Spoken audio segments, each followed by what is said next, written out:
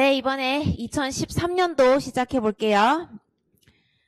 2013년도 16번 설리번의 성격 이론에 관한 설명으로 옳지 않은 것입니다. 그러면 4번만, 답이 4번인데 4번만 틀리고 나머지 다 맞는 말이에요. 1번, 불안은 대인 간에 건강하지 못한 관계에서 야기된다. 이제 지겹죠, 설리번. 엄마 우울증, 아빠 집에 관심 없음, 남자인데 남자가 좀 당연히 대인관계 힘들겠죠. 2번, 유아기에서 청소년 초기에 광범위하고 보편적인 성격의 틀이 형성된다. 요 밑에 있죠, 내용. 다음 3번, 성격은 개인의 대인관계, 즉 친밀한 사람들과의 관계에 의해서 일상에 걸쳐 형성됩니다. 바뀔 수도 있고요. 4번에 틀린 게 뭐예요? 제가 아까 원통병 이렇게 외운다 그랬죠? 근데 이제 이게 통합이다 보니까 이게 마지막 제일 좋은 단계로 가고 병렬이 이 중간 단계로 서로 자리를 바꿔준다고 했습니다. 원통병. 그래서 원통병인데 여기는 독립적인 경험 양식이라고 엉뚱한 게 들어있어서 4번이 틀렸고요. 5번에 해리는 자아를 보호하기 위해 불안을 야기한 행동, 태도, 욕망 등의 의식으로부터 배제시키는 선택적 외면 행위라고 돼 있어서 밑에 해리 어디 있나? 옆에 그죠? 옆에가 아니라 이제 뒷장 넘어가서 5번의 해리를 보면 프로이트의 부정, 억압과 매우 유사한 개념으로 자기 역동성과 부합하지 않는 행동, 태도, 욕망의 의식적 자각으로부터 배제시키는 것이다. 라고 내용이 나와 있습니다. 자, 2013년에 17번 켈리의 개인 구성 개념 이론에 관한 내용으로 옳은 것만을 보기에서 있는 대로 고른 것입니다. 기획 켈리 제가 말했죠? 구성 개념이란 단어는 켈리밖에 안 쓴다고. 그런데 여기에 역할 구성 개념 목록이 있으니까 당연히 이 랩 테스트는 누구 거다? 켈리 거다 되겠습니다. 그래서 켈리의 구성 개념이잖아요. 구성 개념. 그래서 앞에 역할 하나 들어가고 뒤에 목록이 하나 들어가서 역할 구성 개념 목록 어떻다? 이름이 뭐다? 영어로 랩 테스트. 그래서 기억 맞는 말. 니은 이상한 개소리. 그래서 과거의 경험과 객관적 현실 이런 거 필요 없고 사실 이 구성 개념을 갖기 위해서 이제 켈리가 설명한 게 뭐였어요? 이 구성 개념은 왜 갖니? 미래를 예측하기 위해서. 그래서 여기에 뭐 객관적 현실, 과거의 경험 어디서 말 지어낸 거예요. 과거 아무 상관없어요. 디귿 개인마다 사고의 틀이 다르므로 동일한 자극에 대해 다르게 해석 지각할 수 있다. 개인마다 생각하는 게 다르다는 거죠. 제가 그 스터디하면서 제가 얘기 하나 들었었는데 저 공무원 사실 그래 별로 안 좋아합니다. 제 성격이랑 안 맞아요. 저는 약간 그 틀에 있고 이렇게 남이 시키는 일을 못해요. 제가 뭔가를 주도적으로 하는 걸 좋아합니다. 그래서 누군가에게는 공무원 시험이 장땡이지라고 생각할 수 있지만 저에게는 공무원이 저한테 맞지 않아요. 참고로 친언니가 항상 교사라고 했죠. 그래서 부모님도 이제 친언니가 아주 멀쩡히 잘 사는 걸 보고 너도 빨리 전문상담 교사해 이렇게 했지만 나는 노노 나는 지지침 이렇게 되는 거죠. 그래서 다르게 해석 지각할 수 있죠. 개인마다 사고의 틀이 다르니까. 리을 인간은 과학자처럼 자신의 주변에서 발생하는 현상을 이해하고 사건을 예측하고자 하는 욕구를 지니고 있으니까 아까 니은이 틀렸죠. 니은이 아까 과거의 경험 객관적 현실 이게 아니라 미래를 보는 틀을 만드는 겁니다. 미음, 인간은 개인 구성 개념을 각 상황에 맞는 대안적 구성 개념으로 수정하거나 대체하면서 현실에 적응해 간다고 보았다. 라고 해서 이제 제가 요 켈리의 구성 개념 추론 11가지를 이제 한번 또 여러분에게 짚어줄 때가 왔습니다. 여러분이 또 깜빡하고 공부 안 하고 있을까봐 한번 짚고 넘어갈게요. 이걸 어떻게 외웠었냐면 원래 이조시대라고 말하면 안 되는데 이시조선인데 옛날에 일제 강점기 때 쓰는 말인데 제가 말했죠. 저는 공인이 아니에요. 누군가에게 영향을 끼치려고 한 게 아니라 오로지 외우기 위해서 쓰는 거니까 욕도 쓰는데 그쵸? 욕도 쓰는데 이걸 못 쓰겠어. 이조시대 때 어떻게 범에게 물려가는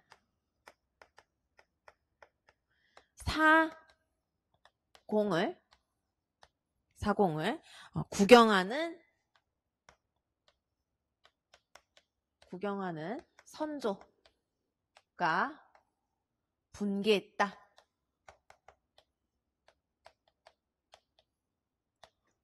자, 11개죠? 셋, 다섯, 일곱, 아홉, 2개, 11개. 자, 11개 구성개념 추론 한번 보겠습니다. 제가 지금 뭐 때문에 지금 이걸 보게 됐냐면요. 미음의 아까, 미음의 구성개념, 대안적 구성개념으로 수정하거나 대체해가면서 현실에 적응한다고 봤다라는 내용이 있죠. 그래서 이 개인 구성개념은 디귿, 미음, 개인 구성개념 5번째 줄에 인간은 갖고 있는 구성개념을 상황에 맞는 대안적 구성개념으로 수정하거나 대체하는 주체로서 현실에 적응하는 존재임을 안다. 근데 여기에 수정하고 대체해간다는 단어가 없죠. 그래서 이 미음의 경험추론 보시면 맨 마지막 뒷줄에 부적절한 구성개념을 수정하고 대체해간다는 것을 의미한다. 라고 하면서 이 11개를 적은 이유가 있습니다. 자, 이제 하나씩 해볼게요. 어디 있냐? 여기 있다. 뭐뭐가 중요하냐면, 자, 이게 이가 뭐예요? 이가 이분법 추론이죠. 뭐 아니면 도예요. 흑백입니다. 이분법 추론. 흑백 논리라서 외우기 쉬워요. 이해하기 쉽습니다. 전혀 어렵지 않아요. 자, 조절 추론이 있죠. 조절 추론. 조절 추론이 있고, 조가 하나 더 있죠. 조절 추론이 있고, 조직화 추론이 있습니다. 여기가 조직화 추론이 되겠죠. 여기가 이제 분열 추론이 되겠고, 여기가 개인 구성 개념이 되겠습니다. 개별성이네, 개별성. 개별성이랑 개인이랑 같은 말인데, 개별성은 같은 말은 아니라 의미는 같지만 단어는 개별성 써야죠. 그 다음에 이게 사회성이 되겠고, 사회성 추론이 되겠고요. 사회성 맞죠? 제가 지금 생각난 대로 사회성. 여기가 공통성 추론이 되겠습니다. 여기가 구성개념 추론이 되겠고요. 여기가 경험 추론. 경험, 구성개념 추론. 여기가 선택 추론. 여기가 이제 범위 추론이죠. 범위 추론. 범위 추론. 있습니다. 자, 뭐뭐가 헷갈리냐면 책 60페이지랑 61페이지 한번 보세요.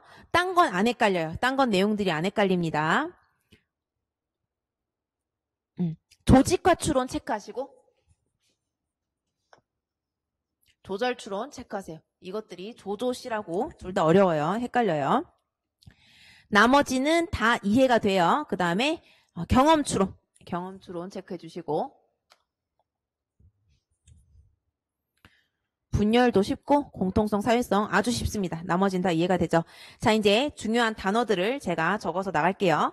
자, 조직화 추론에서는 어떤 단어가 들어가야 된다? 조직화 추론에서는 세 번째 줄에 유사성과 차이점이 들어가야 된다. 그래서 조직화는 유사성, 차이점. 근데 제가 아까 여기 이 지금 프린트에는 미음의 경험 추론 돼 있죠? 미음의 경험 추론은 부적절한 구성 개념을 수정하고 대체해 가죠. 그래서 경험 추론에 수정하고 대체해 나간다는 내용이 들어갑니다. 자, 그럼 이제 조절 추론이 난리가 좀 힘들어질 거예요. 조절 추론을 봅시다. 조절 추론은 침투성과 이제 침투성과 투과의 원리죠. 그래서 수정되고 확장되죠. 그래서 침투성과 투과의 원리이다. 그래서 침투성, 뭔가 나에게 침투적인 거죠. 우리 뭐예요? 외상후 스트레스 장애 침투적으로 들어오는 거죠. 그래서 조절 추론은 침투성, 투과를 하는데 그럼 새로운 뭔가 구성 개념이 나에게 침투하고 투과가 되면 어떻게 된다? 여기에 맨 마지막 제줄에 경험에 의해서 자, 문제가 뭐였죠? 조절 추론이 마지막 제 문장이 경험에 의해 수정되고 확장된다. 그래서 조절 추론이 뭐다? 경험에 의해서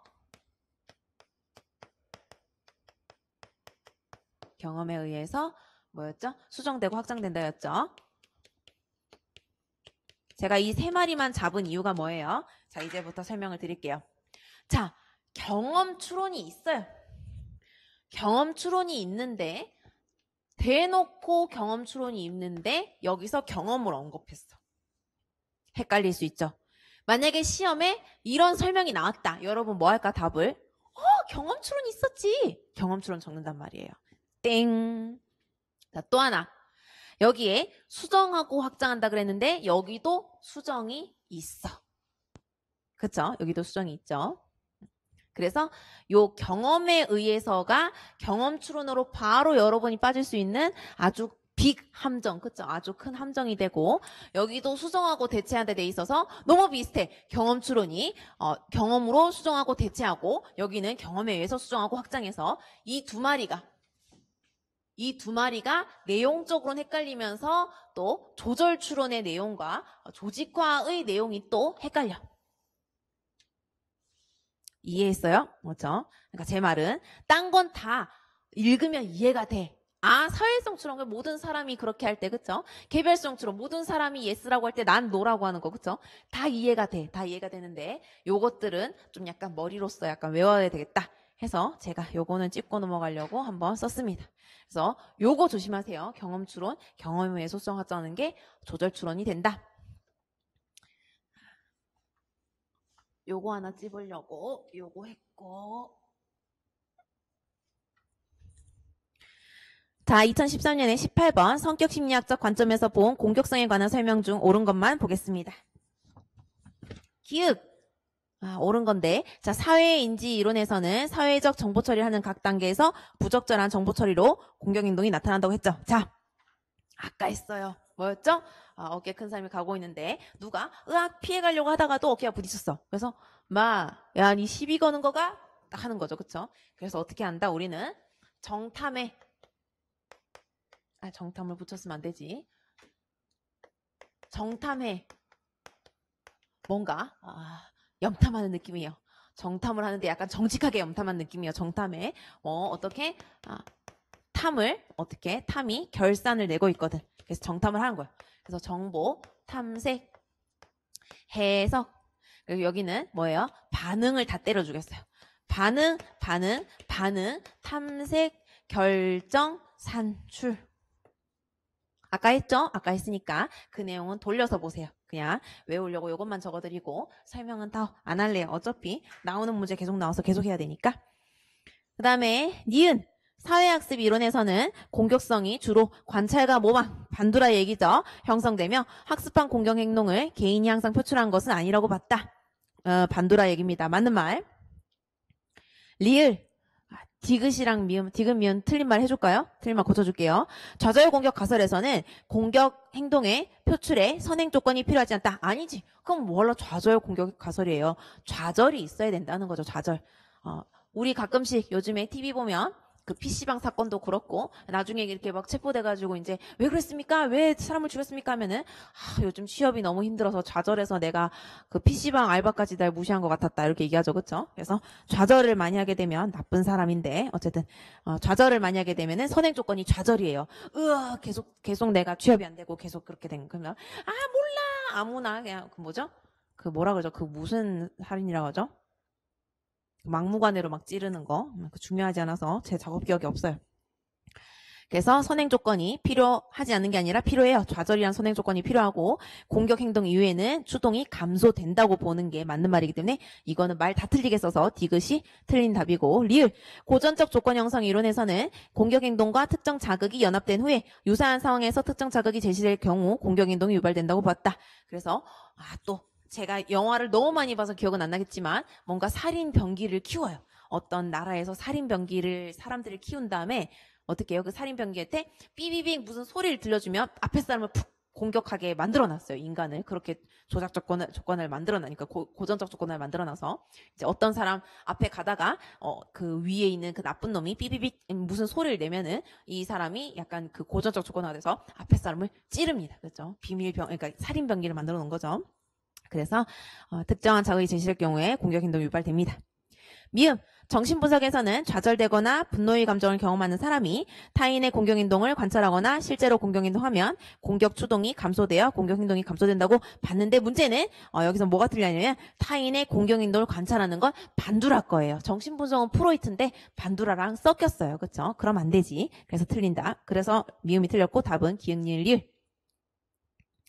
2013년에 19번 기역, 주특질은 개인의 모든 생활 전반에 강력하게 나타나며 모든 사람이 가지는 게 아니에요. 주특질은 누구누구만 가져놨다. 자, 주특질을 가진 사람들 나열해 드릴게요. 마더 테레사, 히틀러, 카사노바. 그러니까 이 주특질이 있다라고 말할 정도면 모든 일을 다 포용해야 되고요. 그쵸? 이 주특질이 있다라고 하려면 히틀러 정도로 모든 막 어떤 인종을, 특정 인종을 다 죽일 수 있는 사람이 돼야 되고요. 카사노바, 모든 사람이랑 다 성적인 관계를 맺을 수 있을 정도가 돼야, 그 정도가 돼야 주특질을 가지고 있다라고 하지. 그 외에는 우린 뭐다? 보통 사람들은 이 뒤에 모든 사람이 가지고 있다는 그 뒤에 이제 X 해놓고 모든 사람이 가지고 있는 건 뭐다? 중심특질. 뭐예요? 친절함, 인내심, 배려, 노력, 끈기, 뭐 있어? 또 착한 거. 하여튼, 이런 거. 누구나 갖고 있을 수 있는 그런 게 바로 중심특질이 되겠죠. 2차적 특질은 뭐예요? 2차적 성향은 뭐예요? 제가 항상 표현했죠. 제가, 그러니까 내 친구들만 알고 있는 나의 비밀인데, 내 친구들만 알고 있는 나의 비밀. 너무 옛날에 설명해서 기억이 안 나는데. 뭐 이런 거죠. 그때 그랬죠. 제가 원래는 술을 안 먹는데, 이제 남자가 있을 때만 술을 먹는 거예요. 그쵸? 내 친구들 알아. 저 기집애는 술 원래 여자들끼리 진짜 1도 안 마시다가 남자만 앞에 있으면 술 엄청 마시더라. 이런 게 바로 친구들끼리만, 내 베프들만 알고 있는 2차적 그 성향이 되겠죠. 자, 그 뒤부터는 다 맞는 말. 근원 특질은 개인의 생각이나 감정에 영향을 주고 성격의 핵심을 이루고 비교적 일관적이고 안정적이고요.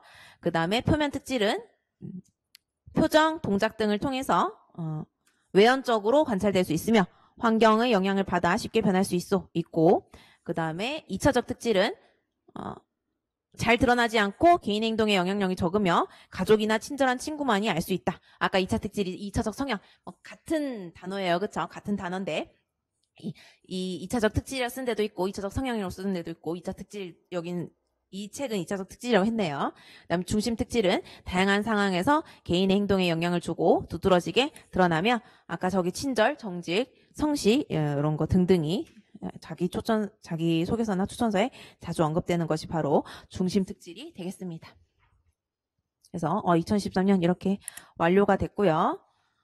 자, 이제 2014년 한번 볼게요.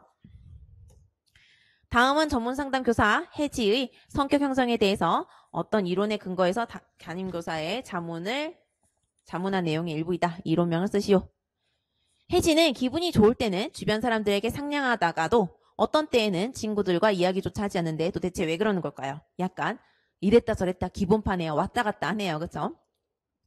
혜지의 문제는 어렸을 때 어머니와의 경험 때문인 것 같아요. 여러분, 어머니와의 경험하니까 뭔가 제가 뭔가 연기했던 게 떠오르지 않나요? 혜지가 태어나서 2살까지는 부모님이 맞벌이로 많이 바빴다고 하시더라고요. 그때 한참 어머니가 많이 힘드셨나 봐요. 그래서 어머니가 심리적으로 여유가 있을 때면 혜지를 잘 돌봐주시다가 그러다가도 스트레스를 받을 때면 혜지가 옆에 와서 재롱을 피워도 귀찮아서 꺼져! 하면서 물론 꺼져는 없지만 밀어냈다고 해요. 그러다 보니 혜지에게는 어떤 때에는 나에게 잘해주는 엄마였다가 어떤 때에는 나를 싫어하는 엄마라는 서로 다른 정신적 이미지가 마음속에 자리 잡게 됐고 이것이 혜지의 성격의 일부가 되어 현재 혜지의 상반된 모습으로 나타나는 것 같아요. 그래서 뭐였죠? 엄마가 어이구 우리 아기 하면 엄마가 날 좋아하니까 나도 세상이 다 예뻐 보이네 하다가 이제 좋은 나 그다음 엄마가 야 진짜 네가 태어나서 진짜 할 일도 안 되고 시간도 없고 진짜 자꾸 분유달라고 찔찔 우는데 이렇게 하죠. 그쵸? 죽을래? 막 이렇게 하면 애기가 나는 나쁜 존재니까 우리 엄마가 저렇게 나한테 쌍욕을 하는 거겠지? 난 나쁜 사람인가 봐 하면서 나쁜 나가 만들어지는 거예요. 좋은 나 나쁜 나 뭐였죠? 대상관계 이론입니다. 그래서 대상관계 이론이 기입형으로 처음으로 이렇게 단독으로 이름만 그러니까 그 이론의 이름이 무엇이냐 하고 나왔던 게 답이 대상관계 이론이었습니다.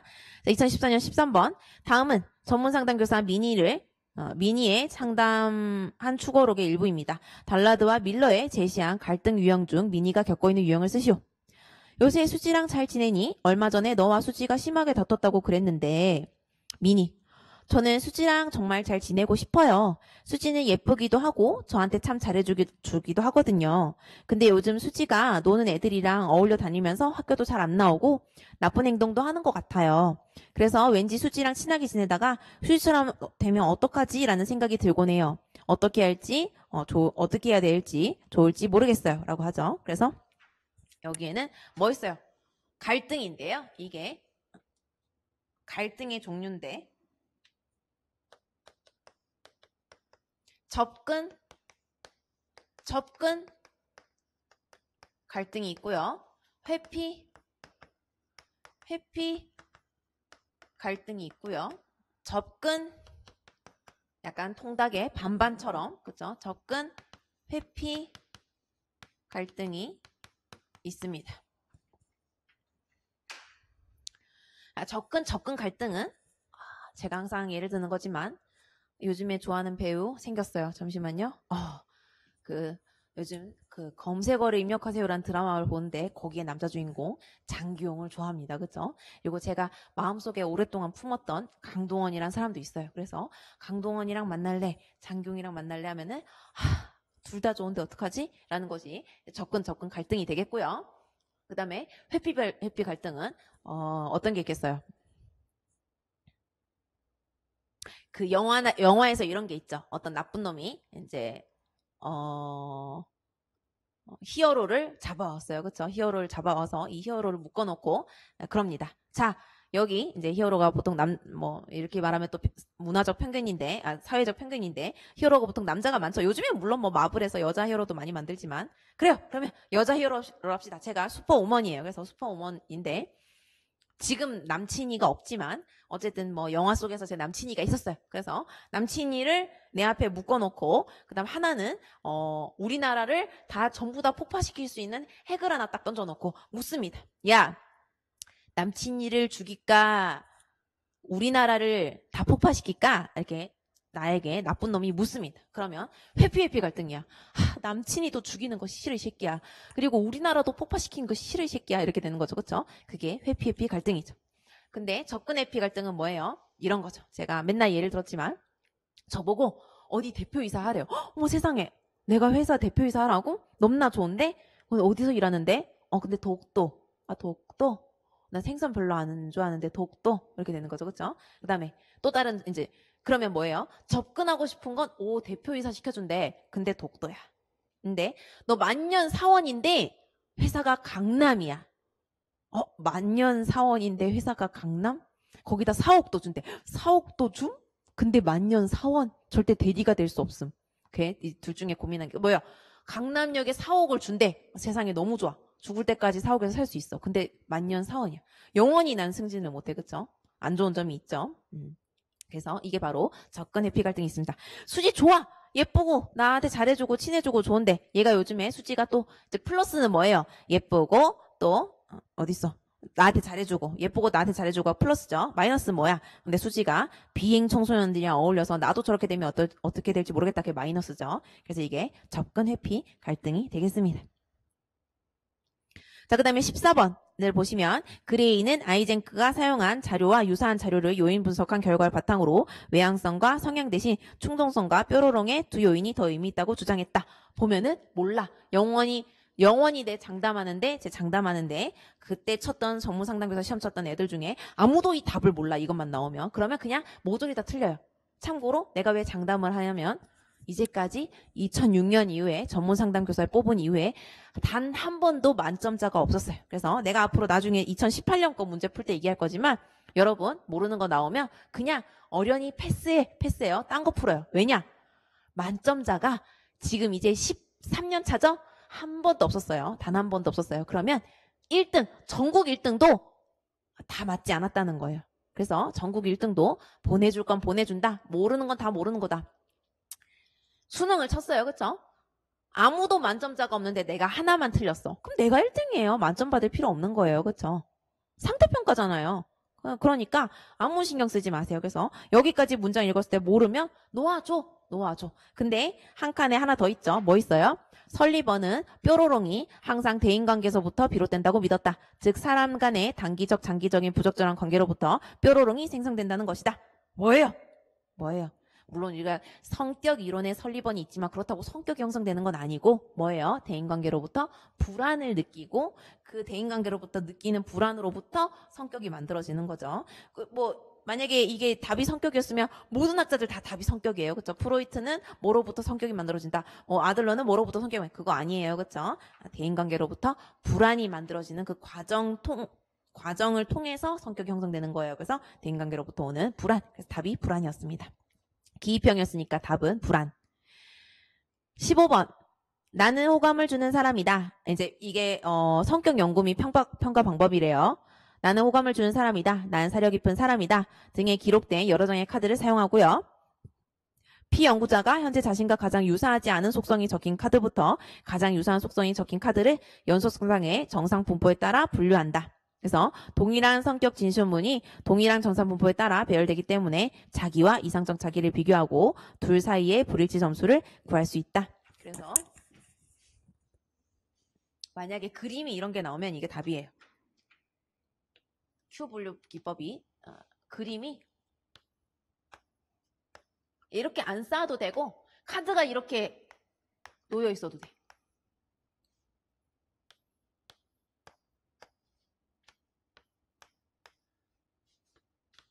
빨리 간단하게 그리자면 이렇게 돼 있죠. 그래서 이게 원래 9단계인데 제가 그리기 싫어서 이렇게 적었어요. 그러니까 어쨌든 이러한 그림이 나오면 답은 Q 분류법. 그래서 참고로 여기는 가장 나 같지 않은 나. 저를 예를 들자면 조시남 이런 거, 조시남 이런 단어는 바로 저는 바로 이쪽에 카드를 놔야 제가 그래도 양심 있는 사람이죠. 그쵸? 여기는 QR 발랄함. QR 발랄함. 1단계에서 9단계. 여기는 약간 자극축. 9단계죠. 그러니까 이게 나 같은 나죠. 나 같은 나. 네, 여기 제일 많이 쌓이는 이 부분이 약간 뭐예요? 쾌활 발랄함.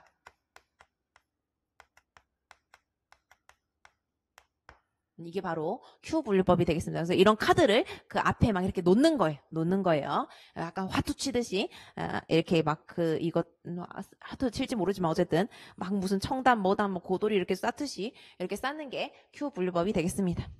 그래서 이 Q 분류법에 대해서 하는 법을 이 Q 분류법이 너무 좀 애매모호해서 제가 어디서 책에서 어느 책인지 깜빡했는데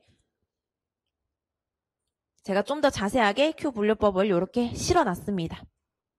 그래서 요거 읽어보시면 되겠고, 자 이제 제가 약간 목이 아파오는 관계로 이제 2014년 넘어가고 2015년 볼게요. 융이 말한 자기, 아니마, 아니모스, 그림자 등과 같은 원형들은 뾰로롱을 통해서 간접적으로 인식될 수 있다. 모르겠어요. 의식될 수 있다. 모르겠어. 놔줘. 모르는 거 놔줘요. 왜? 이 세 문장을 넣은 이유는 네가 아마 세 문장 다 모를걸? 두 문장이나 한 문장으로 답 때려 찍어. 이렇게 내는 겁니다. 두 번째, 대인관계에서 나타나는 뾰로롱의 예로는 엄마를 싫어하는 자녀가 엄마가 자신을 싫어한다고 여기는 경우를 들 수 있다. 아까 제가 얘기했죠. 그 게슈탈트에선 양극적인 나를 통합을 해야 되는데 뭐예요? 제가 지혜가 저를 싫어하는 것 같아요. 이유가 뭐예요? 내가 지혜를 싫어하니까 그렇게 생각하는 거예요. 마지막 문장, 뾰로롱은 사회현상에서도 살펴볼 수 있는데 국가의 경제가 악화되는 것을 이민자 때문이라고 여기며 이민자에게 적대감을 표현하는 경우가 그 한 가지이다. 근데 이게 뭐예요? 국가의 경제가 악화되는 게 이민자 때문이 아니라 그냥 내가 이민자가 싫은 거야. 그쵸? 이게 뭐예요? 투사입니다. 그래서 우리는 국가 경제까지는 모르겠고 나라의 경제까지는 모르겠고요. 두 번째, 엄마를 싫어하는 자녀가 엄마가 자신 싫어한다고 얘기할 때가 투사. 그래서 답은 투사가 되겠습니다. 자, 9번. 성격을 평가하기 위해 사용한 검사의 한 예다. 이 검사의 명칭과 핵심 실시 절차를 서술하시오. 해서 이 답은 켈리의 역할 구성 개념 목록 검사였습니다. 그래서 뭐예요? 여기 봅시다. 이 칸을 보시면 지금 유사 구성 개념에 재미있는 유머 감각이 없는 대조되는 거죠. 재미있는 친구 누구예요? 친한 친구의 동그라미 해놓고 의무 감각이 없는 사람의 나 자신 X 꼽혀 어머니 X. 그 다음에 인내심이 있는 유사 개념에 싫어하는 선생님이 인내심이 있다고 동그라미 해놓고 그 다음에 이제 성질이 급한 사람 누구예요? 좋아하는 선생님은 성질이 급하고 아버지가 XX. X는 뭐예요? 그러니까 인내심이 없다. 아버지 인내심 없고 좋아하는 선생님이 인내심이 없고. 그 다음 밑에 칸 우리가 지금 한번 해봅시다. 뭐 할래요?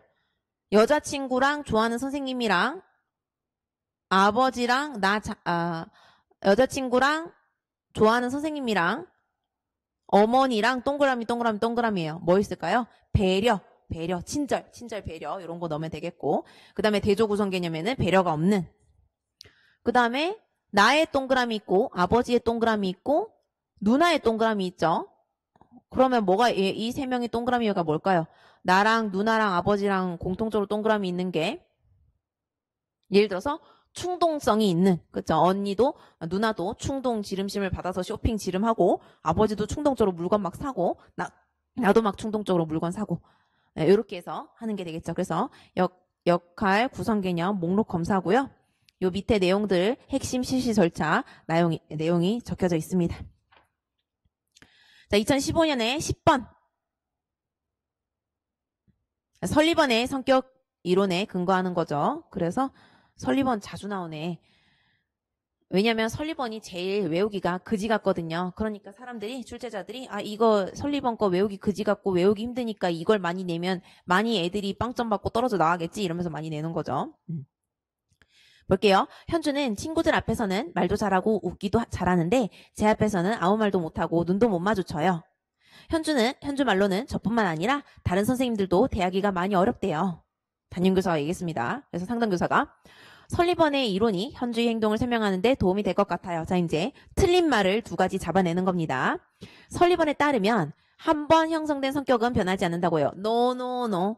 설리번은 성격은 시간이 지남에 따라 변할 수 있다라고 했기 때문에 이거 틀린 문장. 변하지 않는 게 아니라 성격 변할 수 있다. 선생님들을 가까이 하지 못하고 어려워하는 현주의 행동을 이해하기 위해서는 어머니와의 관계를 먼저 고려해야 할 것 같아요. 현주는 유아기 때 엄마와의 관계를 통해 자신이나 다른 사람에 대해 어떤 이미지를 형성했을 거예요. 어머니가 양육 과정에서 아이의 욕구를 충족시켜주지 못하면 아이는 불안을 느끼게 되죠. 이로 인해 현주는 자신에 대해서는 나쁜 나, 대상관계 내용 나오죠. 나쁜 나 이미지를 형성했고 엄마에 대해서는 친밀하지 않은 이미지를 형성했을 수 있어요.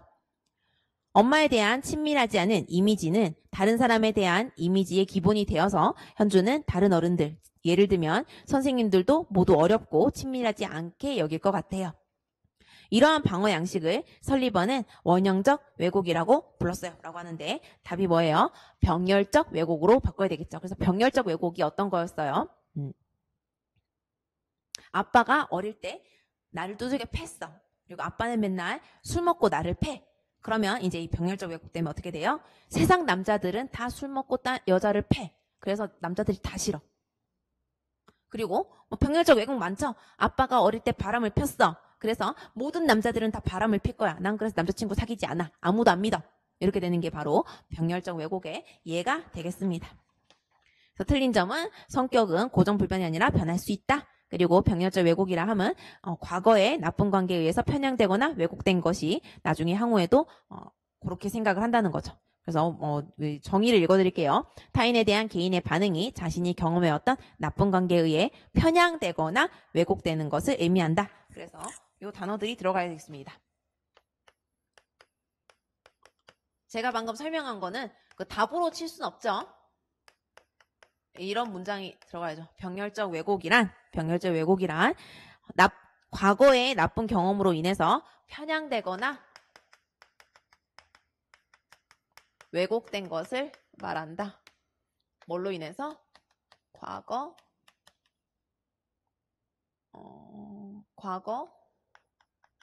관계의 경험으로 편향되거나 왜곡된 것을 말한다가 정의가 되겠습니다. 자, 1번 2015년에 1번 요거 9번 10번 이런 거 있는 거는 여러분 지금 저는 모음집으로 해놨죠? 여러분 실제 기출 받아보면 지금이랑 형식이 약간 달라서 제가 어쨌든 순서대로 배열을 한 겁니다. 그 다음에 또 아마 그것도 있을걸요? 2015년 상반기, 하반기. 이게 상반기, 하반기 다 붙은 건가? 제가 15년. 제가 만약에 집에 보고 제가 상반기나 하반기만 뽑아왔으면 내가 나중에 하반기 내일 해드릴게요. 아마 뭐 거의 같은 시간에 올라가서 좀 귀찮더라도 다음날 하반기 따로 보시면 될 거예요. 다음은 전문 상담교사가 영어를 상담한 내용의 일부이다. 반두라의 사회인지 이론 개념을 바탕으로 영어가 겪었던 심리적인 문제를 쓰고 그 문제를 극복하는 데 도움을 준 요인 두 가지를 사례와 연결하여 서술하시오. 상담교사, 다음 주가 방학이니 오늘이 우리가 만나는 마지막 상담이겠구나. 영어, 벌써 그렇게 되었네요. 상담을 통해 제가 많이 변한 것 같아요. 상담교사, 어떤 게 가장 많이 변화되었다고 생각하니? 영어, 이전에는 저는 축구를 포기하고 싶은 마음만 가득했어요. 제가 축구선수로 잘할 수 있을까? 경기에 나갔을 때 골을 넣을 수 있을까? 저번 대회에서처럼 실수하지 않을까? 근데 지금은 내일 당장 경기에 나가더라도 잘할 수 있을 것 같아요.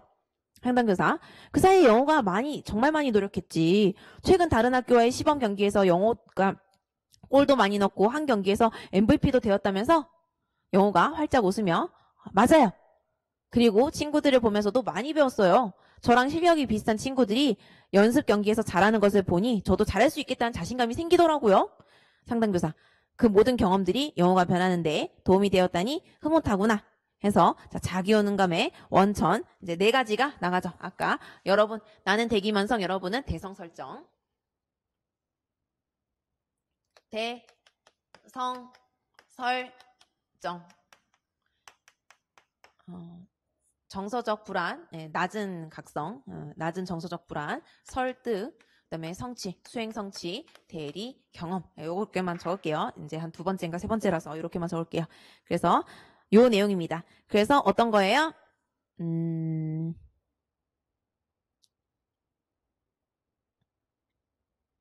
친구들을 보면서 많이 배웠어요. 어떻게 밑에서 어쨌든 밑에서 몇 번째인지 지금 못 세겠고 뭐예요? 저랑 비슷한 친구, 저랑 실력이 비슷한 친구들이 연습 경기. 저랑 실력이 비슷. 그래서 대리 경험이죠? 저랑 실력 비슷. 그리고 또 하나 뭐예요? 이미 성취 하나 했지. 한 경기에서는 MVP도 됐다면서 MVP 수행을 성취를 해서 이제 자신감이 생기는 겁니다. 쉽죠잉? 자, 넘어가고요. 자, 2015년에 4번 A 보시면 여기서 제가 아까 그 문장에 2문장 뭐 3문장 중에 모르는 거 다 빼고 한 문장만 조져서 딱 답을 적으라 그랬죠. 뭐예요? 자, 여기 기능적 자율성 뭔지 모르겠다. 그쵸? 자아실현 경향성. 느낌이 약간 오긴 하는데 메슬로우의 자기실현 이론. 뭔가 느낌이 또 와. 자, 마지막 여기서 딱 나오죠. 대시와 라이언의 자기결정 이론은 뭐다? 동기, 내재적 동기, 외재적 동기. 그래서 답은 뭐다? 동기. 이렇게 한 마리만 잡아 족치면 답이 나와요. 2015년대 5번. 프로이트는 아동이 보통 4세에서 6세 정도가 되면 부모의 규칙과 훈계에 의해 성격의 도덕적 측면이 형성되고 동일시를 통해서 뾰로롱을 해결하면서 성격의 사회적 구성 요소인 초자아가 발달된다고 하였다. 모르면 넘어가요. 모르면 넘어가. 모르겠어. 아들러는 뾰로롱을 사회에 유용한 방식으로 주어진 문제를 해결하기에 충분히 강하지 않은 사람이 갖는 과장되고 신경질적인 특성이라고 주장했다. 아직도 모르겠음. 넘어가요. 자, 머레이는 프로이트 성격 발달 단계를 바탕으로 아동기를 5단계로 나누고 각 단계마다 뾰로롱은 경험한다고 보았다. 자, 이제 뭔가 감이 와. 아까 머레이가 5단계짜리 성격 발달이 있었습니다. 1, 2, 3, 4, 5. 5는 뭐다? 성기기. 1은 뭐다? 폐소 단계. 그쵸? 그 다음에 2가 뭐다? 우리 구함 남자성이죠. 구함 남자성에서 구강기 따오고요. 구함 남자성에서 함이라 쓰고 항이라 읽죠. 그쵸? 항문기. 그 다음 뭐였어요? 요도. 아까 요도 단계에서 뭐가 있었게요? 지나침 자부심, 지나침 욕망, 이기주의. 이런 거 뭐라 그랬죠? 이카루스 컴플렉스. 아까 이카루스 컴플렉스 안 적어드렸구나. 맞네요. 생각해보니까 이카루스 컴플렉스를 안 적어드렸어요. 이기주의, 지나친 욕망, 그 다음에 지나친 자부심 이런 게 이카루스 컴플렉스라서 이게 바로 컴플렉스가 되겠습니다. 그래서 폐소 컴플렉스, 구강기 컴플렉스, 항문기 컴플렉스, 성기기 컴플렉스. 그래서 답은 컴플렉스가 되겠습니다. 그래서 컴플렉스를 잡고 한번 넣어보면은 어때요? 아들러는 컴플렉스를 우리가 사실 컴플렉스란 단어 누가 만들었게요? 융이 만들었습니다. 하지만 컴플렉스를 우리가 많이 쓸 때에는 사실 아들러를 많이 떠올리죠. 열등감 컴플렉스란 단어를 쓰잖아요. 그렇죠? 융이 만들 때에는 이 컴플렉스라는 게 컴플렉스 복잡한이죠. 뭔가 막 부정적인 나의 요인들이 막 뭉친 거야. 뭐 학벌에 대한 낮은 자존감, 외모에 대한 낮은 자존감, 키가 좀 더 컸으면, 성격이 좀 더 좋았으면, 또 뭐 있어요? 또 뭐 있을까? 집이 좀 더 잘 살았으면, 막 이런 게 막 다 모여서 뭔가 덩어리를 만든 게 컴플렉스였어요. 그렇죠? 융이 만들었지만 잘 써먹기로는 열등감 컴플렉스라고 아들러가 아주 잘 써먹었죠. 그렇죠? 그래서 이 열등감 컴플렉스가 아들러에 해당되니까 답은 이 세 개에 다 해당되는 건 콤플렉스가 되겠고, 저도 옛날에 공부할 때 도대체 컴플렉스야 콤플렉스야 라고 했는데 원래 한국어 용어로는 이제 그 영어를 쓸 때 바꿀 때는 콤플렉스가 맞고 컴플렉스라서도 사실은 맞다고 해줘요. 그러니까 한국어 안 맞게 썼다고 틀렸다고 하지 않습니다. 자, 2015년에 3번. 다음은 전문상담교사들이 윤지의 어떤 성격 특질을 묘사하는 내용의 일부이다. 전문상담교사들이 언급하고 있는 성격의 특질이 무엇인지 쓰고 그 성격을 특질을 융의 자아의식 태도 개념과 관련지어 서술하시오. 송교사, 윤지를 만나보진 않았지만 이 척도에서 높은 점수를 보이는 것을 보니 아마 윤지는 자신감이 있고 말이 많으며 솔직할 것으로 추측이 됩니다. 이겠죠, 이. 그 다음에 임교사, 윤지의 그런 특성은 아이젠크의 생물학적 연구와도 관련이 있지 않을까요? 아이젠크 아까 PEN이 있었죠. 예를 들면 윤지의 뇌는 자극에 더 느리고 약하게 반응하므로 생리적인 각성 수준이 낮아서 자신을 각성시킬 자극을 찾아 나서는 경향이 있을 거예요. 자극을 찾는 아이는 나처럼 외향적인 아이예요. 역시 이 외향인 얘기입니다. 정교사, 그 말씀은 윤지가 사회적인 요인가에 더 민감하다는 의미이고 따라서 윤지에게 처벌보다는 보상이 더 효과적일 수 있다는 거군요. 사회적 요인가가 외향적인 사람들이 예를 들어서 상금 얼마 우와 저거 따러 가자. 근데 외향적인 사람은 상금에 흔들리지 않아요. 상금이 10억이라고 해도 하기 싫어 저거는. 근데 외향적인 사람들은 상금 주고 우와 내가 배워서라도 해야지 막 이런 게 있거든요. 그렇죠? 그래서 외향이 되겠습니다.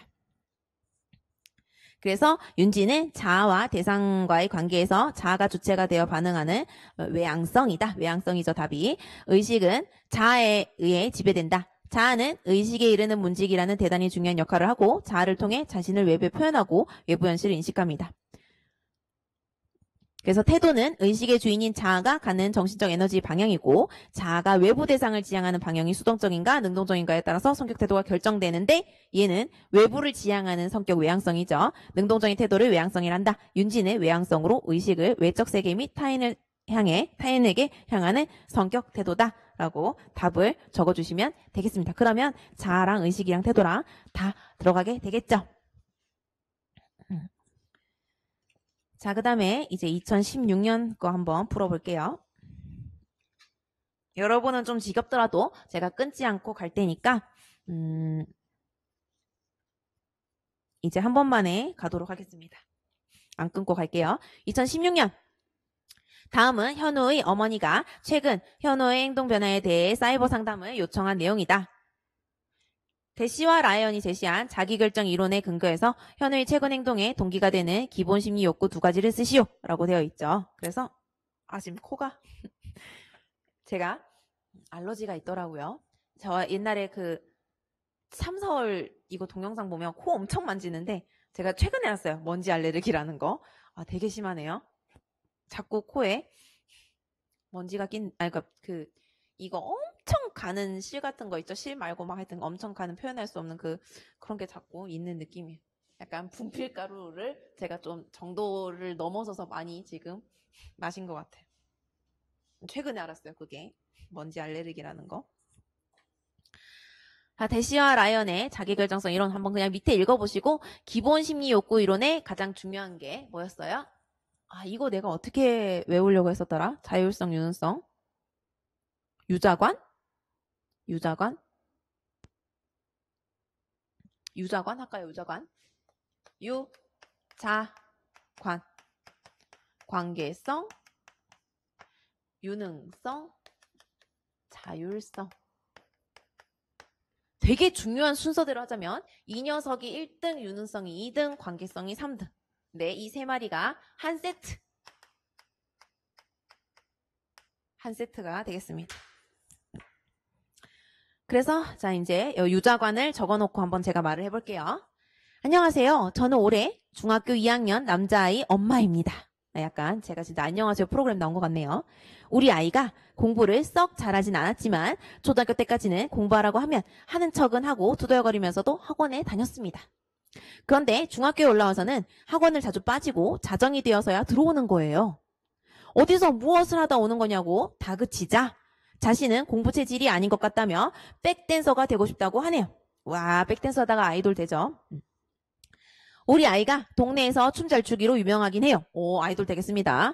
한 번은 스트리트 댄스 공연을 하다가 기획사에서 명함을 받아오기도 했어요. 오, 장난 아님.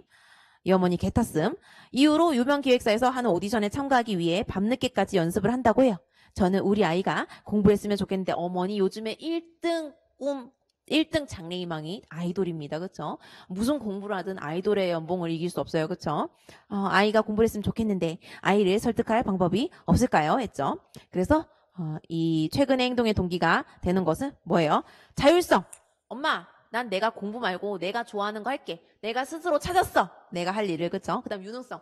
겁내 잘해. 명함까지 받았으니까. 그래서 요 두 개가 되는 게 답이 되겠죠. 그래서 이렇게 답이 두 개입니다. 기본 심리 욕구 두 가지는 자율성과 유능성이 답이 됐고 원래 이 세 마리가 한 세트니까 관계성 같이 원래 가는 게 세트 메뉴인데 요 세트 메뉴에서 두 가지만 기출에 답이 되었어요. 원래는 세 마리가 세트예요. 약간 햄, 콜라 아니다. 얘가 햄버거, 콜라, 감자튀김이라고 보시면 되겠습니다. 저는 사실 콜라보다는 감자튀김이 2등인데 어쨌든 자 2016년에 4번 다음은 고등학교 1학년이 여학생인 소희와 혜미의 갈등 내용과 두 학생이 맥크레이 코스타 아까 계속 얘기했죠 제가 맥크레이 코스타 뭐 했다고요? 오션을 만들었어요. 오션 뭐다? O 오픈 마인드 개방성 C 뭔가 성실성 그쵸? E 엑스트라 버전 어쨌든 외향성 그 다음에 A가 어그리어블 우호성 N 신경증 뉴로 이거죠. 그러니까 뉴로신경증 발음이 안 좋으니까 뉴로신경증 어쨌든 빅5입니다. 그래서 5요인 검사 결과이다. 오 마이 갓 먼지 알레르기. 성격차이가 두드러지게 나타나는 성격 요인 두 가지 명칭을 쓰시오.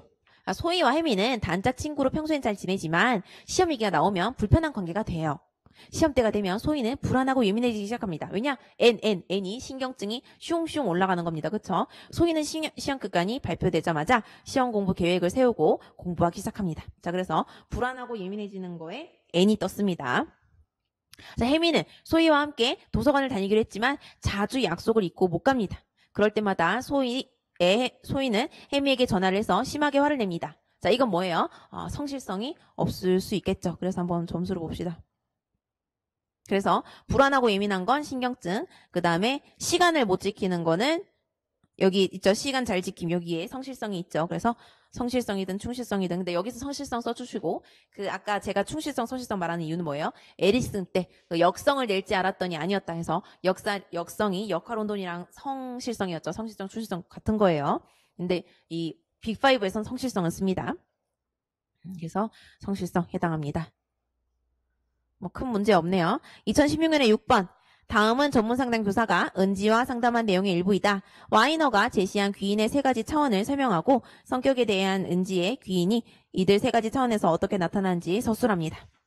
자, 와이너의 귀인이론 하면 또 칠판을 써야죠. 와이너의 귀인이론. 첫 번째가 뭐예요? 원인의 소재. 두 번째가 뭡니까? 통제 가능성. 세 번째가 뭐예요? 시간의 안정성입니다. 시간이 변함에 따라서 이게 바뀔 수 있냐 없냐죠. 그래서 원인의 소재에는 가장 간단하게 외적, 내적이 있죠. 자, 제가 만약에 지금 취업을 하려고 했는데 취업이 안 됐어요. 뭐 제 나이는 이미 안 되는 거 당연하지만 제가 예를 들어서 제 대학 때 안 됐어요. 제가 인간이 공부를 안 하고 막 살고 막 공부한 것도 없고 그래서 안 됐을까요? 아니요. 취업이 너무 힘들어서 훨씬 뛰어난 사람들도 취업이 안 될 때가 있었어요. 그쵸? 외적인 요인이죠. 그쵸? 그래서 이 원인의 소재는 이 세상이 너무 힘든 게 외적인 소재가 있습니다. 그 다음에 두 번째가 통제 가능성이죠. 통제 가능성은 어떤 거예요? 자, 나의 타고난 IQ. 나의 타고난 IQ는 제가 통제할 수 있어요? 응애 할 때, 아니면 엄마 뱃속에서 이렇게 엄마의 그 탯줄로 엄마의 영양을 받아 먹을 때 엄마한테 135 부탁해. 내 IQ 135 아니면 150 이상 이럴 수는 없잖아요. 그렇죠? 나의 IQ를 통제할 수 없어요. 응애해서 나중에 재어봤더니 100이더라 이런 거죠. 그래서 통제 가능성. 내 머리는 내가 통제를 못한다. 내적인 요인에 내 머리를 통제를 못한다. 또 외적인 요인 실업률. 취업 진짜 힘드네. 취업 잘 되게 취업률 확 올려버릴까? 대통령도 못하는 걸 내가 감히 통제를 할 수 있을까요? 취업률을? 안 되죠. 그렇죠? 자, 그 다음에 시간의 안정성. 자, 지금은 경제가 힘들어.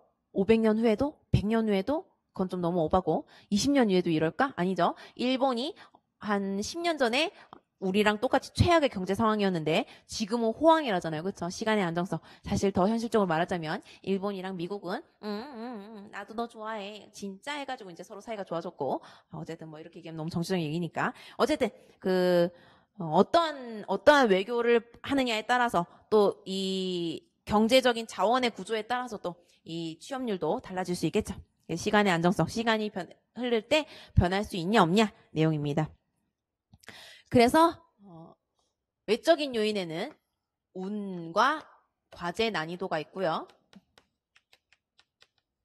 내적인 요인에는 노력과 능력이 있습니다. 자, 능력. 내 IQ. 내가 통제 가능? 내가 지금 삐삐삐삥 누르면 나 150 이상 가능? 멘사 회원 가능? 노 가능. 그쵸? 그래서 능력을 통제를 못하고 노력은 통제 가능? 내가 지금 상담교사를 준비하기 위해서 매일매일 하루에 12시간씩 공부한다. 노력하면 할 수 있죠. 그쵸? 하지만 난 하지 않는다. TV만 12시간 본다. 그러면 노력을 안 하는 거죠. 그건 통제가 가능합니다. 외적인 요인은 이제 요거는 한번 살펴볼게요. 왜냐? 통제가 가능한 것도 있거든요. 그 다음에 자, 그 어디서 통제 가능? 둘 다 불가능해요. 그렇죠? 그래서 외적인 요인은 통제가 둘 다 불가능. 그다음 노력은 통제 가능, 능력은 통제 불가능 이렇게 됩니다. 이렇게 요렇게 보시면 되겠어요. 이렇게. 자, 시간의 안정성 보겠습니다. 능력. 내 IQ 타고나기로 100이면 영원히 100, 그쵸? 제가 타고나기로 70으로 태어났으면 지적장애 받고 계속 70, 갑자기 70으로 태어나서 지적장애 받았는데 누군가의 학습과 도움으로 왜 서울대 갔어요? 불가능합니다, 그쵸? 그래서 능력은 안정적이고요. 절대 변화가 없고요.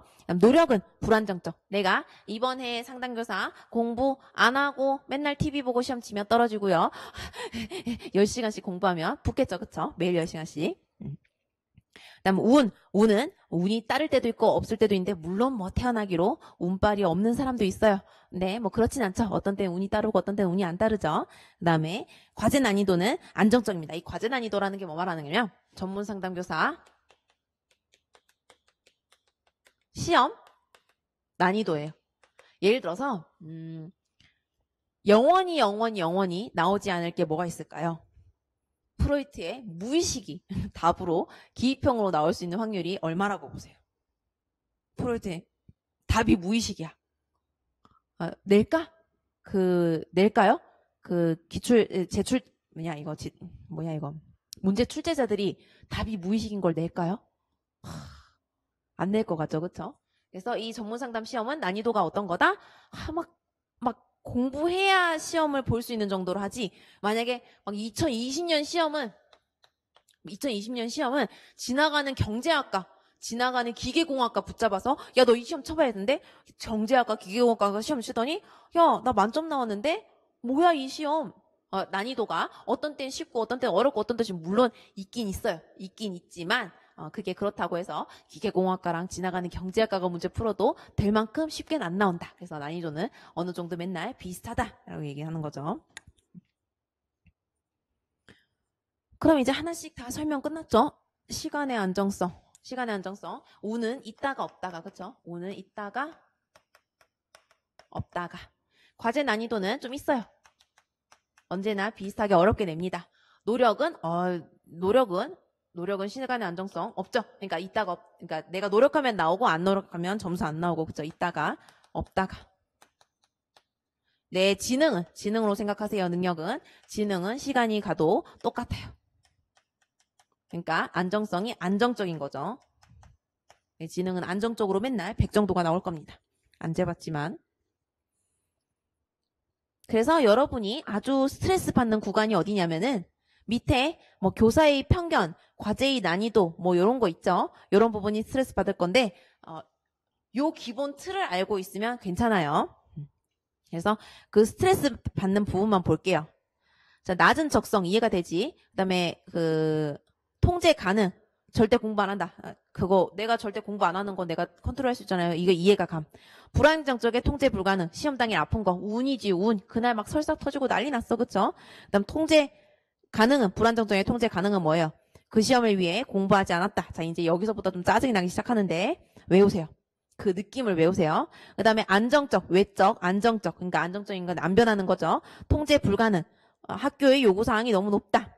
통제 가능은 교사가 편파적인데 이게 왜 통제 가능이냐면 교사가 편파적인데 내가 막 5천만 원 내가 넣어줄게 통장에 했더니 교사가 나 너 싫은데 5천만 원 넣어주면 오케이 뭐 이럴 수도 있다는 거죠. 물론 나쁜 얘기인데 그럴 수도 있다는 거예요. 그리고 이 교사 편파적인 거는 나중에 세월이 흘러서 교사 선생님이랑 정이 쌓이면 그 교사가 날 좋아할 수도 있기 때문에 통제가 가능합니다. 다음 불안정적에는 운이 나빴다. 운을 통제할 수 없죠. 그 다음에 통제 가능은 친구들이 도와주지 않았지만 어떻게 내가 죽을 때까지 친구들이 안 도와줘? 아니에요. 친구들도 나중에 정이 쌓이면 도와줄 수 있죠. 그래서 친구들이 도와주고 안 도와주고는 약간 이사를 생각해 보세요. 제가 이사를 가는데 이사 가는 날이 어떤 날이라고 할까요? 여름 휴가 때 이사를 가게 됐어. 일요일 날. 그랬더니 친구들이 야, 나 이사하는데 좀 도와줄래 했더니 친구들이 다 무슨 소리야? 나 지금 로밍해서 지금 뭐 대만인데 나 지금 일본인데 막 이렇게 하는 거죠. 그쵸? 근데 내가 이사를 언제쯤 할까요? 애들이 다 집에 들어앉아 있을 때 이사를 했어요. 그러면 전화를 하면 친구들이 가서 도와줄게. 그러니까 친구들이 도와주고 안 도와주는 바뀔 수 있으니까. 그렇게 이해하시면 되겠습니다. 애매한데 지금 1시간이 넘었을 텐데 애매한데 여러분이 끊어서 보시는 걸로 하고 쭉 갈게요. 왜냐면 조금밖에 안 남아서. 자, 2017년 문제는 제가 아까 가치 조건화 했죠. 아까 그 얘기 했잖아요. 의대를 나왔는데 드라마에서 그 드라마 여름아 부탁인 것 같은데 몰라요. 저도 헷갈려요. 어머님 아버님이 드라마를 한두 개 보는 게 아니더라고요. 그리고 난리 났어요. 드라마 내용을 들었더니 모든 집에 애들이 다 바뀐 거예요. 그래서 아니 왜 이렇게 다 집 애들이 바뀌었어? 난 이제 들으니까 헷갈려 막 이랬거든요. 어쨌든 여름아 부탁해는 집이 어떻게 바뀌었지? 그냥 집이 바뀌었나? 어쨌든 거기 내용이 이거였습니다. 의대 나온 애가 엄마 나 의대 안 해요 해가지고 요리집을 차리려고 하니까 엄마가 뭐 왜 그러는 거야 이렇게 하는 내용이었죠. 예, 이거랑 내용이 비슷하기 때문에 그 내용은 제가 아까 얘기했던 설명으로 가름으로 할게요. 어차피 뭐 영역별 문제 풀이 때 또 비슷한 문제를 낼 거기 때문에 같은 내용입니다. 그러니까 의대 가야 되는데 의대인가? 가수를 하는 거죠. 의대. 뭐야? 시험 성적을 잘 받기 위해서 시험 성적 잘 받아야 되는데 가수가 꿈인 거예요. 그쵸? 아까랑 똑같네. 아까 왜 춤추는 애도 왜 엄마는 공부했으면 좋겠다 그랬는데 춤춘다고 했잖아요. 아까 그 대성 설정에서. 어쨌든 한번 읽어보세요. 어렵지 않습니다. 2018년 자, 이 문제가 대표적으로 틀려도 되는 문제였습니다. 틀려도 아무 이상 없어요. 아무 이상 없어요. 왜냐? 내가 무슨 그 시험 친의 전국 1등이 만점 80점 만점에 전공 80점 만점에 76점 받았다. 그러면 제가 여러분 1등 되고 싶습니까? 78점 되고 싶습니까? 이렇게 할 수 있죠. 그쵸? 근데 이제까지 76점도 나온 적도 없어요. 그쵸? 그러니까 다들 죄다 10점 이상은 다 틀린다는 거지. 10점 이상 틀리는데 이것도 당연히 틀려야지. 그래서 이 문제 같은 경우에는 제발 만점 안 나왔으면 좋겠다고 출제자들이 낸 거기 때문에 제발 님들한테 만점 나오면 나 좀 출제자로서 쪽팔리거든. 절대 만점 나오면 안 된다. 만점 나오면 교육부에서 야 누가 이렇게 쉽게 내라 그랬어. 야 문제 냈는데 만점 나오면 어떡해? 하면서 교육부가 뭐라 할까 봐 출제자가 니마 절대 만점 나오면 안 돼 하면서 낸 문제가 바로 이 문제이기 때문에 앞으로 영원히 나오지 않을 것 같고 영원히 여러분이 살면서 몰라도 되는 내용이었어요. 그래서 보시면은 설리번의 대인관계 이론에 근거한 리어리의 대인관계 원형 이론에 따라 주와의 대인관계 특성을 분석한 내용입니다. 참고로 이 시험 나왔을 때 강사들이 이거 답을 찾지도 못해서 교보에서 답을 찾지도 못해서 엄청 힘들었던 문제예요. 그러니까 여러분 걱정 마세요. 강사도 찾기 힘든 거를 여러분이 시험장 가서 어떻게 무슨 수로 맞춥니까? 맞췄으면 약간 신의 계시를 받은 거예요. 종교는 없지만요. 어쨌든 리어리의 인간적 사회적 행동 유형 보시면은 증오 친의 반대로 기흥예에는 지배 복종이 있습니다. 그래서 그냥 보시고 넘어가시는 걸로 할게요. 영원히 다시는 못 나와요. 넘어갈게요. 자, 2018년에 11번. 그나마 이거는 좀 봅시다. 이것도 뭐 인지에 나왔으니까 다시는 안 나올 내용이지만 전문상담교사와 김교사의 대화 내용이다. 엘리어트와 하라퀴즈가 제시한 성취 목표에 근거하여 지수와 주어의 성취 목표 지향성 유형의 명칭을 순서대로 쓰고 각 유형 특성 한 가지를 사례와 연결시켜 서술하시오 라고 되어 있죠.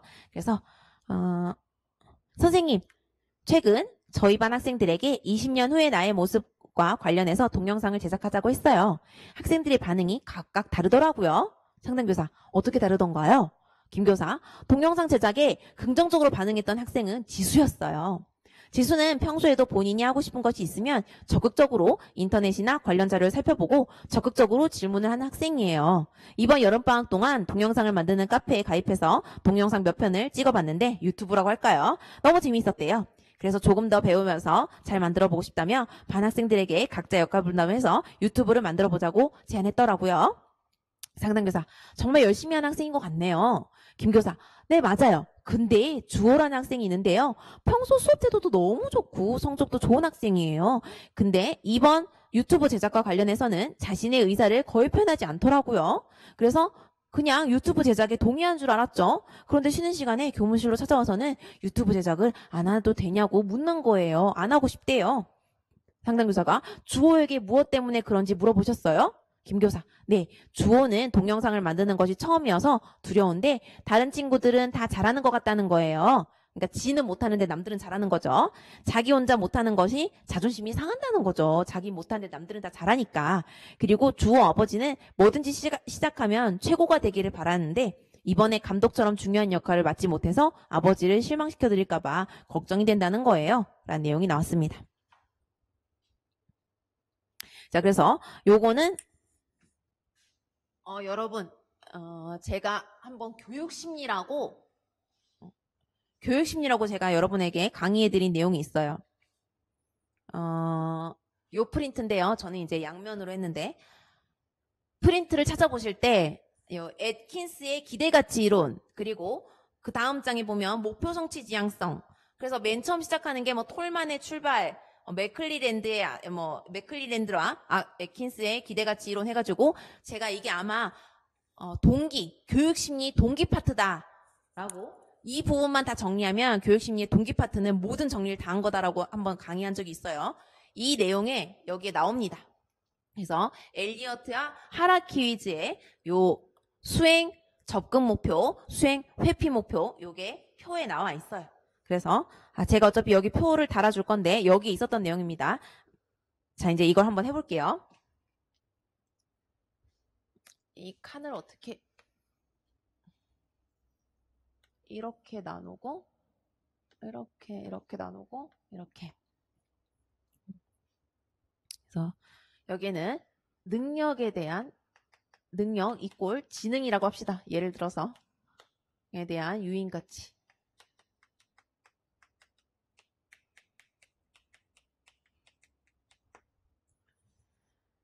그 다음에 여기는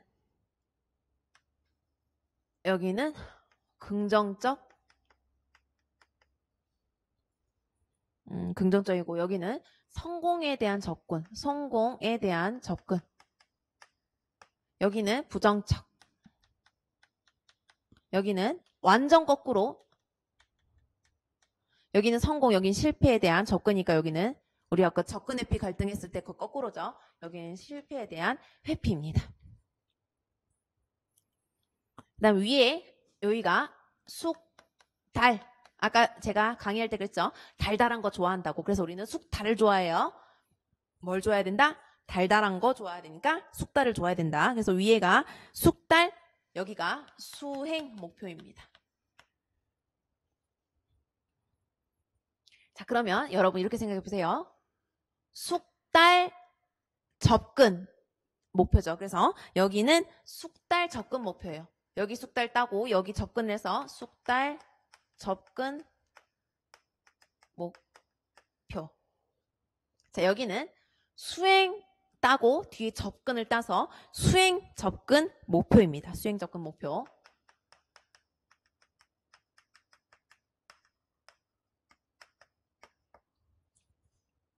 그 다음에 여기는 쑥달 뒤에 회피 따서 쑥달 회피 목표. 여기는 수행 따고 뒤에 회피 따서 수행 회피 목표. 그래서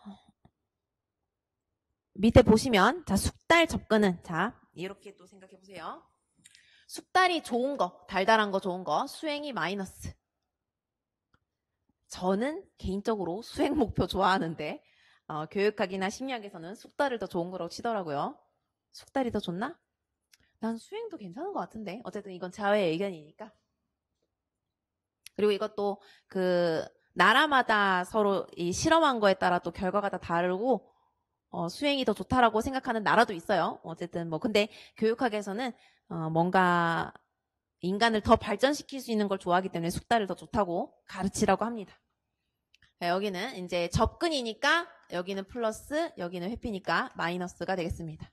그래서 제일 좋은 건 플러스 플러스 뿔 따고 여기 두 개 붙었죠. 여기는 마이너스 플러스, 여기는 마이너스 플러스, 여기는 플러스 마이너스, 플러스 마이너스, 그렇죠? 여기가 마이너스 마이너스.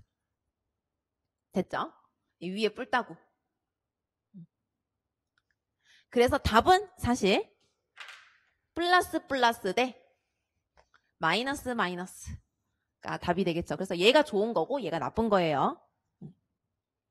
그래서 하나씩 설명을 드리자면 쑥달 접근은 제가 요즘에 유튜브를 배우려고 다음 주 10일 날 그 무슨 유튜브 모임 벙이 있더라고요. 그걸 떠나서 빨리 찍어야 되는데 7월부터 시작하기로 했는데 너무 할 일이 많아요. 미칠 것 같아요.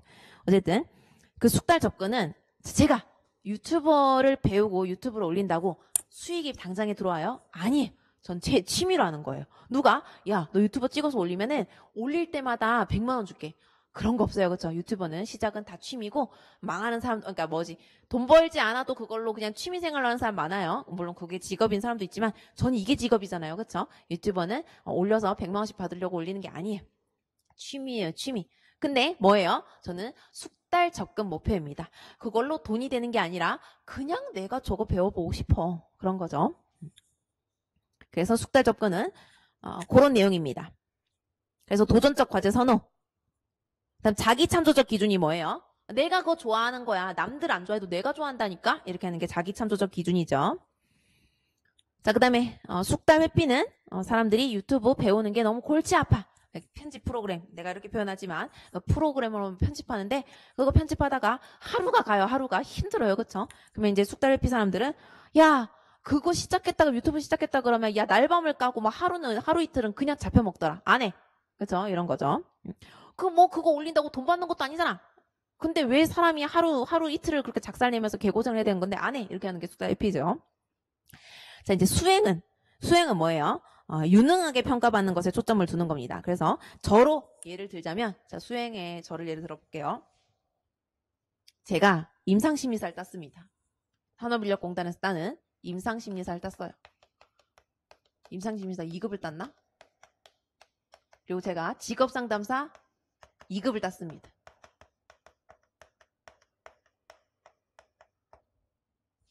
이건 너한테 어떤 거냐면요. 그 시험들 내가 치면 붙을 수 있을 것 같은데?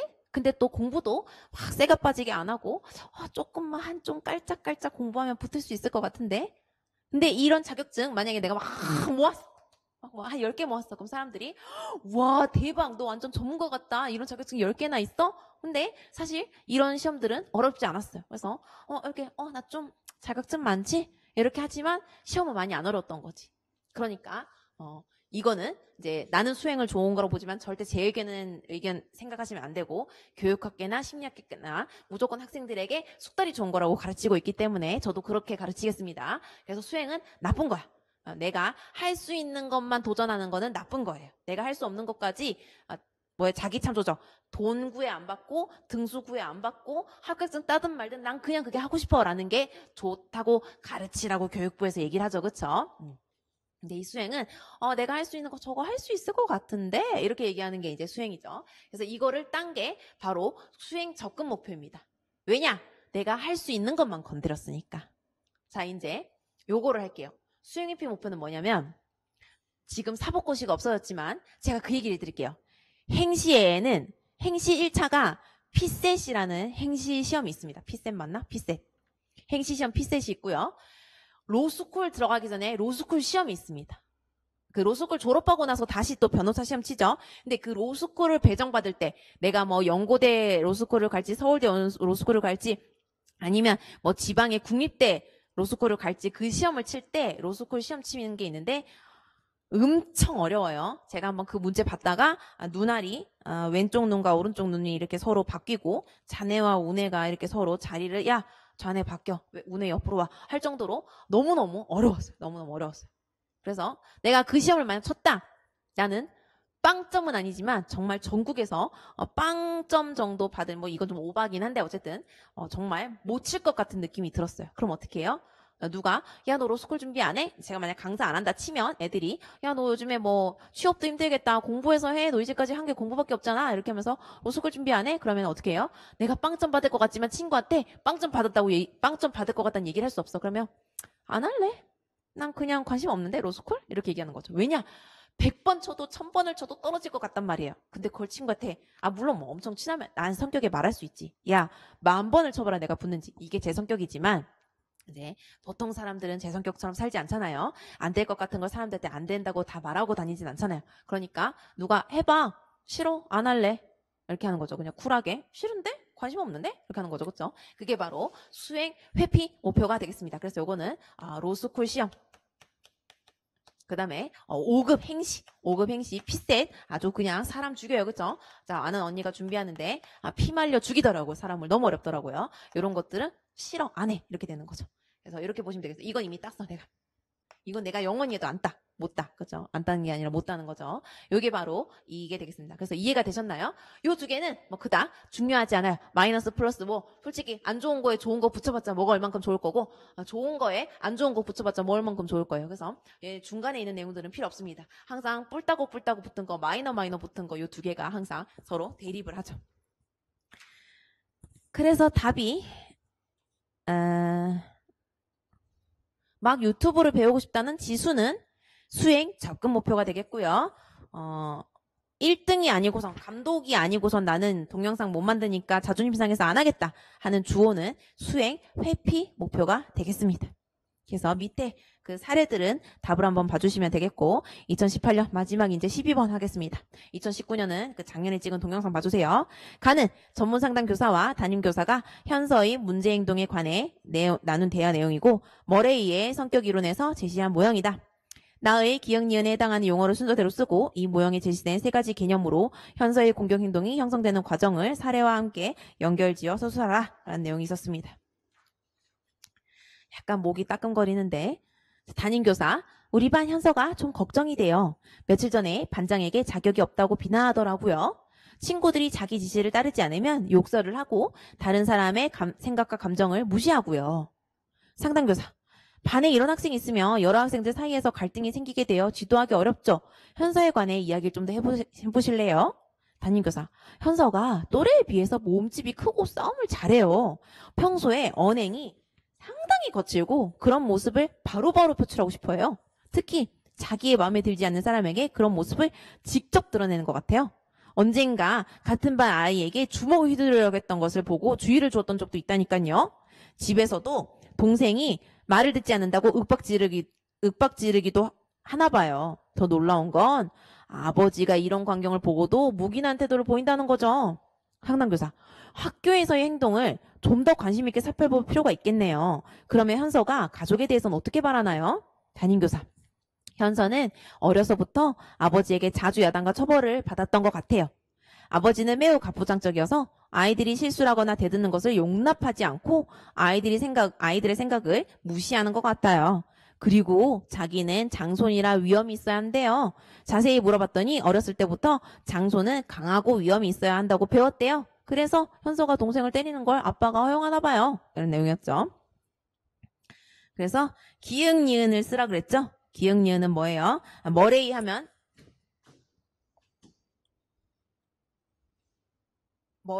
뭐예요? 욕구, 압력이 콜라보를 해서 주제를 만드는 것이 머레이였죠. 이게 뭐다? CAT, 주제통과 검사가 되겠습니다. 그래서 기역은 욕구와 기역은 이제 욕구가 이제 나와 있고 기역의 압력이죠. 그쵸? 근데 여기에는 주제가 나오는데 이 욕구와 압력이 이렇게 써야겠네. 이 그림이랑 똑같이 하려면 욕구와 압력이 이 두 개가 뭐가 돼서 행동이 나온단 말이에요. 여기는 주제였지만 주제라는 칸이 여기 들어있으면 답이 욕구 압력이 주제를 만드는 건데 이게 돼서 행동이 된다. 그래서 답은 여기는 동기와 동기와 요게 답이 되게 되겠고요. 한번 보시면은 자, 기역 압력은 견물생심이란 말처럼 음식을 보면 먹고 싶은 마음이 생겨나는 것이 바로 압력을 설명하는 건데요. 외부적 영향을 설명하기 위해서 압력이란 용어를 사용했습니다. 무언가를 얻고자 하거나 피하고자 하는 동기를 만들어내는 외부적 조건을 말합니다. 무언가가 결핍된 막연한 불만족 상태를 뜻한 욕구와 더불어 환경적인 압력에 의해서 영향을 받죠. 그래서 압력은 외부적 영향이고 외부 환경이라고 볼 수 있는데 바로 이거죠. 아버지에게 자주 야단과 처벌을 받았던 게 외부적인 압력, 나의 내부적인 게 아니라 아빠의 외부적인 압력이잖아요. 그 다음에 아버지가 매우 가부장적이어서 더 놀라운 것은 아버지가 이런 광경을 보고도 묵인한 태도를 보였고 마지막에 이 외부적 환경이 뭐예요? 그렇죠. 그래서 이 압력이 이 아버지의 뭔가 야단과 처벌 그리고 아빠가 가부장적이어서 아이들 생각을 무시한다. 이런 게 압력, 외부적 영향. 아빠가 나의 외부니까 그런 게 되겠고 마지막에 이제 니은 동기는 욕구와 행동 사이를 매개하는 심리적 상태가 되겠습니다. 그래서 즉 동기는 내재해 있는 욕구가 특정한 행동에 한 단계 더 가깝게 다가가 구체화된 심리적 상태를 의미하고요. 동기는 욕구의 인지적 요소와 정서적 요소가 가미된 특정한 생각과 열망을 의미합니다. 그래서 동기는 욕구에 비해서 추구하는 목표가 좀 더 분명하게 구체화된 심리적 상태라고 할 수 있고 욕구가 구체적인 목표를 추구한 동기로 진전되어 특정한 행동으로 발현되는 심리적 과정을 동기화라고 합니다.